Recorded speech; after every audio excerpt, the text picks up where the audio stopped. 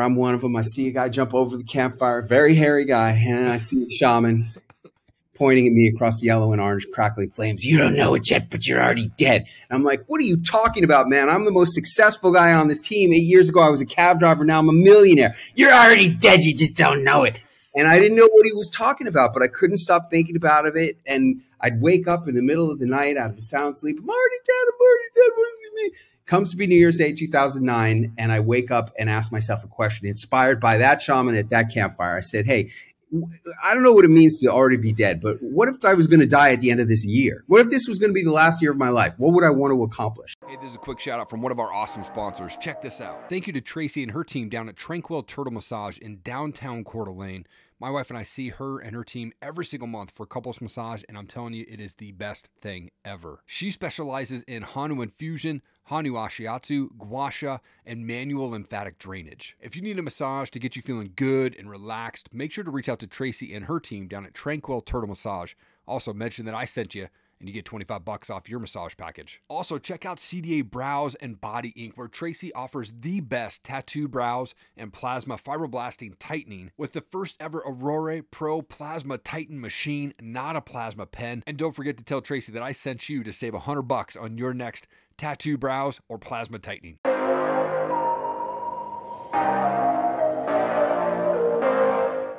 Clint, you're best-selling author of 21 books, including Wisdom of Men, which is nominated for the 2022 Pulitzer Prize. You're a serial entrepreneur, advisor, coach, consultant, speaker, also known as celebrity entrepreneur, and so much more. Thank you for your time, man. I appreciate it. Great to be with you. I'm really excited because I think your people are going to dig what I'm going to talk about here today. Absolutely. I love to kick my show off by going back a bit, though, first. Where did you grow up? What was childhood like for you? You know, I used to get beat up, mugged, growing up in New York City, got mugged 2 times by the same guy. Oh my gosh. My bicycle got stolen the first day I was riding it around the block. I rode it around 4 times, and then some guy with a switchblade took it off me, right? And I wanted to protect myself and have more personal security, so I got into wrestling in high school. I thought that would be a great idea. We became a great team. I was a New York City silver medalist at 145 pounds. We were the New York City wrestling champions, and we used to go, I mean, I went to a specialized math science high school.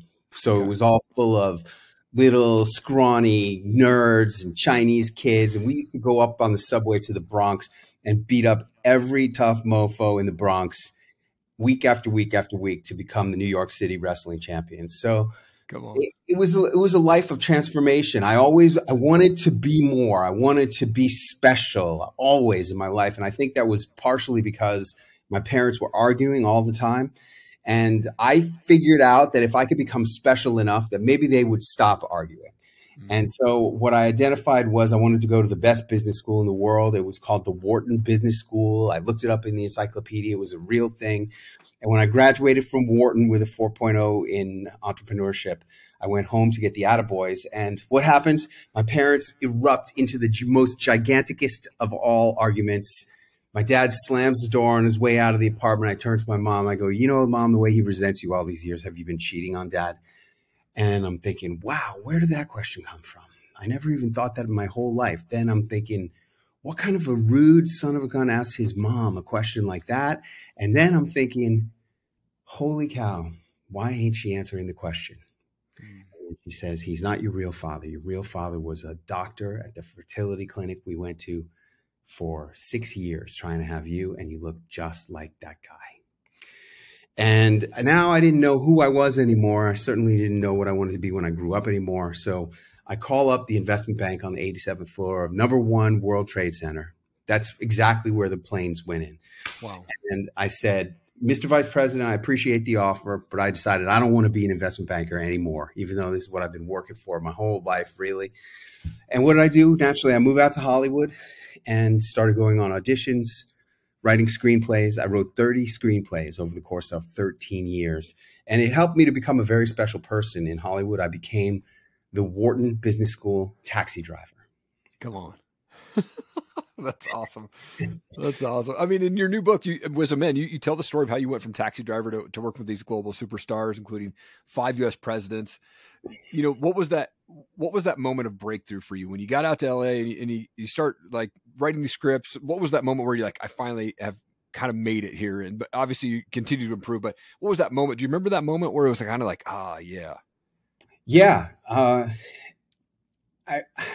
I quit writing after New Year's Eve of the millennium. Okay.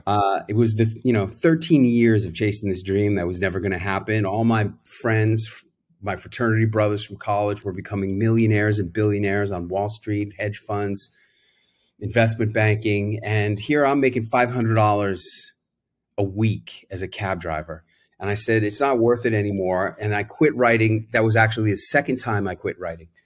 And I focused all my energy to transforming. At that point, I didn't want to be special anymore. At that point, I wanted a normal freaking life. Okay. Yeah. I wanted to make some money. I wanted to be able to meet a woman, get married, have a house, and throughout the 2000s, that's all I did was focus on getting fat and happy. And I did.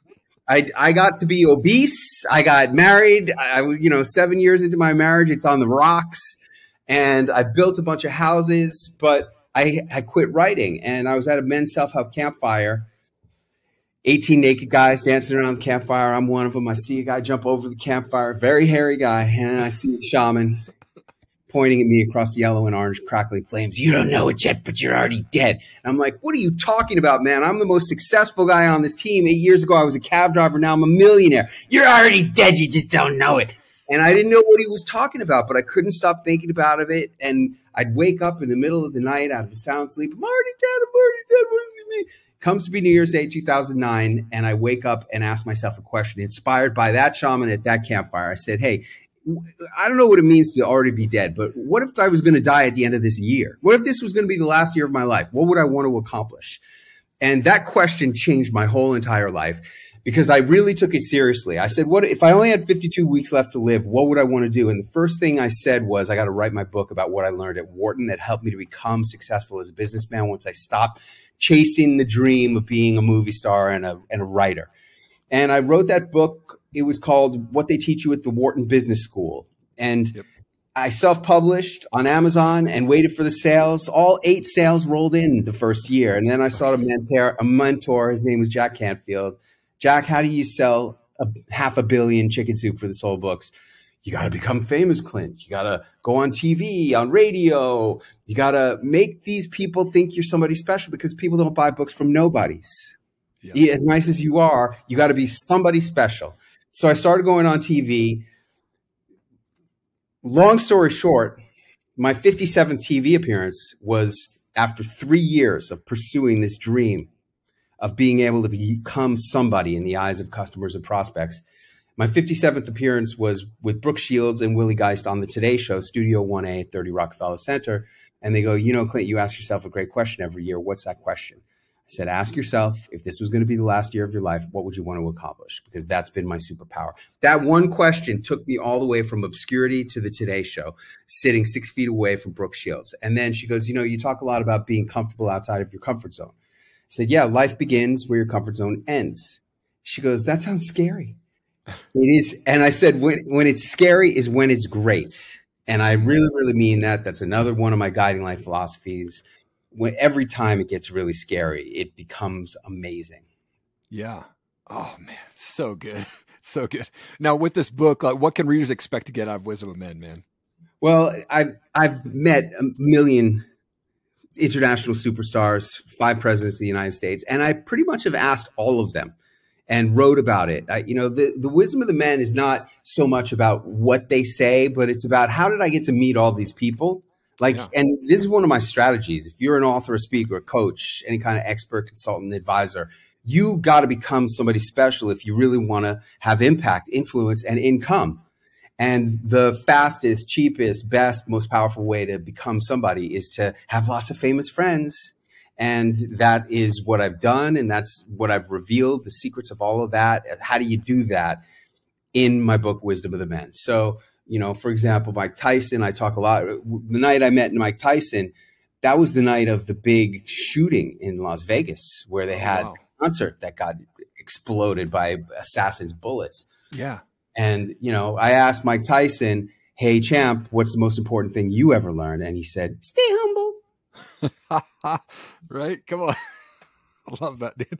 I was reading about that because that's a question you ask a lot of people like Snoop Dogg and Oprah and Tony Robbins. And I was wondering, is there a common theme that you see kind of through that answer when you ask these folks that? Well, I'd say that there's three prevailing answers. Number one, nothing is impossible. Anything is possible. That's come up from a lot of celebrities. Number two, stay humble. Both Mike Tyson and Caitlyn Jenner, of all people, Olympians, two of them, both said stay humble. And then the third one would be that it's up to you to make it happen. You know, various responses like Oprah. I said, Oprah, what's the most important thing you ever learned? You are responsible for your own success. Just boom, just like that. And then Ice-T. Come on. He was a speaker at my conference at Carnegie Hall. I go, what's the most important thing you ever learned? He said, don't expect anybody to wake up with your dream. That's another version of the same thing. And Evander Holyfield, you know, Evander Holyfield, I said, same question. And he said, Philippians 13, I can do all things through Christ. Same thing.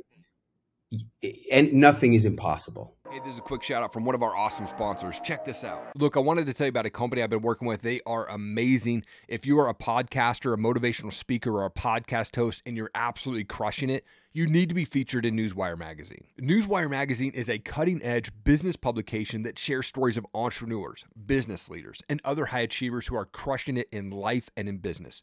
It's the preeminent publication for entrepreneurs who are making a tremendous impact. Every article is seen by thousands of readers daily, so being featured in the magazine is a massive personal branding opportunity. Not only will you get massive traffic and SEO benefit from being featured in Newswire Magazine, but you'll also get instant credibility and authority. See if you qualify to be featured in Newswire Magazine today.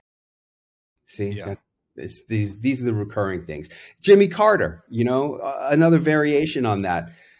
He said, if you don't like the person that you have been in your life, you can start being a new person today. That's both of them. You know, you can do it and nothing is impossible. And then, you know, I know you have an audience who are into physical sports, right? Yeah. So one of the best, like I had this huge conference that was impossible at CNN Center in August of 2020, the height of the pandemic in Atlanta. The riots had been raging through the city the week before. We did a huge conference for entrepreneurs there. Wow. And one of my speakers was this woman named Janae Noonan. She was the gold medalist for Team USA in MMA, great, amazing fighter and children's book author. And I said, what's the most important thing you ever learned? And she said, when you start getting hit hard, that's when you know you're getting good. Because when you're first starting out as a fighter, they only put you up against beginners who don't know how to hit hard. Or if they put you up against anybody who's good, they're going to take it easy on you and not hit you hard. So when you start getting hit hard, that means you're fighting good people and they're not taking it easy on you. And that was like one of the best lessons I have ever learned in my entire freaking life, because I've been hit really hard by a lot of big people. You know, I've been hit hard. Yeah. And now when I get hit hard, it makes me feel good. Yeah. Oh, come on. Now that's awesome. I mean, I'd love to ask the same question for you. Like, what's the most important thing that you've ever learned? Well, look, I told you my whole life has been about becoming somebody special. And, you know, there's a version of that for anybody who is an author, a speaker, a coach, anybody who's an entrepreneur, really. If you're an entrepreneur, you think they're buying your product. You got to have the best product. You're wrong. There's a million products that are competing directly with yours that are very similar, if not identical, or better than yours objectively. What you need to do is focus on being the biggest who you can be in the eyes of your customers and prospects, because who you are is more important than what you actually do or sell. It's really the only thing that differentiates you from your competition. And there's ways to mold the perception of who you are through your storytelling, through your marketing, especially. And marketing, storytelling is a piece of your marketing. If you're not using stories, you don't get it. All the best brands, even big corporate brands, are using stories to market. And you as an entrepreneur, if you're not taking advantage of the free resource of your own personal stories to position yourself as different than your competition, because different is better than better. Right. That's a key lesson. That's a key lesson. Different is better than better. So become different than everybody else by becoming, apparently, by all perceptions, some kind of celebrity in the eyes of customers and prospects. That's what you got to do if you're an author, speaker, coach, and you want, or an expert, and you want more impact, influence, and income. I love that, because you kind of deep dive into this in one of your courses, the secret stories. You know, you talk about that, and it's so important to share your story. And you said that it took you 16 years to share that story being a taxi driver, 26 years to talk about your biological dad. I didn't tell my story till I was 39 years old, which is like 4 years ago. You know, it's like, what does that training cover, and how important is it to just share your story? Like you shared your story, and that obviously changed the way that your life is now. But how important is it for people to get out there and share their story? Well, let's put it this way. When I started telling my taxi driver story, I jumped my income up 6 figures. When I added my story about my dad not being my biological dad, that's when I started making 7 figures a year. Okay. Those 2 stories. And notice I told them both in here. And I didn't know you were going to ask me that question. I didn't tell you to ask that question. Yeah, totally. You seized on that question, and that's a smart question. And you got to tell and retell your stories, because your customers and prospects need to know your stories. They need to know who you are, because this is the key to it all. And I've hosted lots of conferences, I work with thousands of authors, speakers, coaches, experts, and the ones where I know their story, I know them. If I know your story, I know you. If I don't know your story, then you're just another name or number on a list. And that's no way to compete in the marketplace today. The marketplace is too competitive to not be someone. See, that's what it all comes down to. We are moving closer and closer and closer to being a nameless, faceless, inhuman society. People buy people. And if you want people to buy you, then you need to be a person in the eyes of your customers and prospects, and not just another vendor. Mm-hmm. Oh, yeah. Absolutely. In fact, one of the sections that you have in your book, you talk about how to be more, do more, and have more, which such a great section there. But without revealing too much, can you deep dive into that? And why is that so important in that area? Well, if you think that you're going to have more by being the same person that you've been being all this time and doing the same stuff that you've been doing, you can't have more unless you be more and do more. Mm-hmm. It's like the chicken or the egg. Well, this is definitely the egg comes first. You have to be more and you have to do more if you're going to have more, because whatever thinking or strategies or work that you're doing now is not going to get you to where you want to go. Yeah. Come on. Now you have money, you have success. What is it that drives you to keep going at this time and age? I'm a creator. I love to create. One of the things that I love the most is to go into a room with nothing and come out 10 days later with a book like Wisdom of the Men, and look at this book. This is a real book. This is a real thing, 91,000 words. And I made it in 10 days. And wow, that's the fun part for me. But if you want people to read your book, then you got to do the hard work. And luckily for me, I've done a lot of men's self-help work. That's where my background comes. That's how I invented the title Wisdom of the Men. That came out of working with groups of men in self-help. And there's a saying amongst the men that a man will love what he is good at. Like, you could be digging ditches, but if you're freaking great with a shovel, it's easy for you to do that. It's like you're more comfortable shoveling dirt than you are, making small talk at a party. Totally. So luckily for me, I've gotten really good at the marketing too. I love the marketing. I'm not really a speaker. I'm a writer. You ask me, what do you think? I'm a writer. I am a writer. When I was in high school, I had the great privilege to have a teacher named Frank McCord. He wrote a book called Angela's Ashes. He won the Pulitzer Prize for that book, and he became rich and famous as a writer.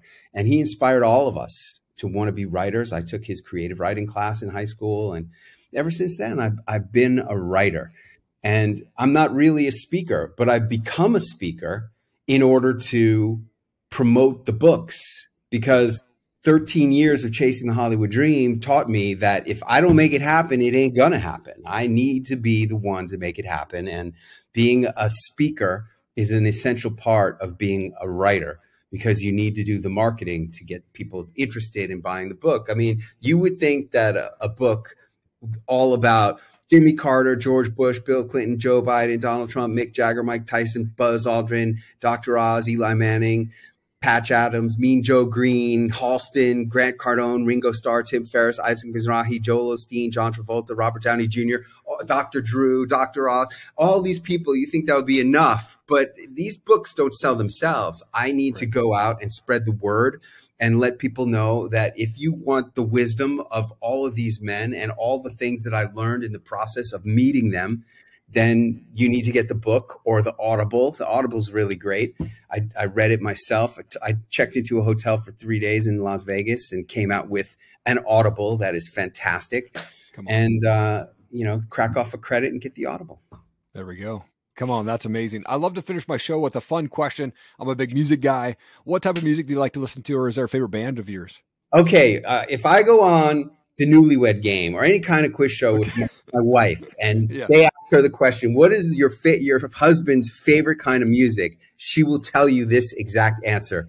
Any kind of music he's never heard before. Now, I love music. I love new things. I love experiencing new things. However, now we're spending a lot of time in Mexico, pretty much all of our time in Acapulco.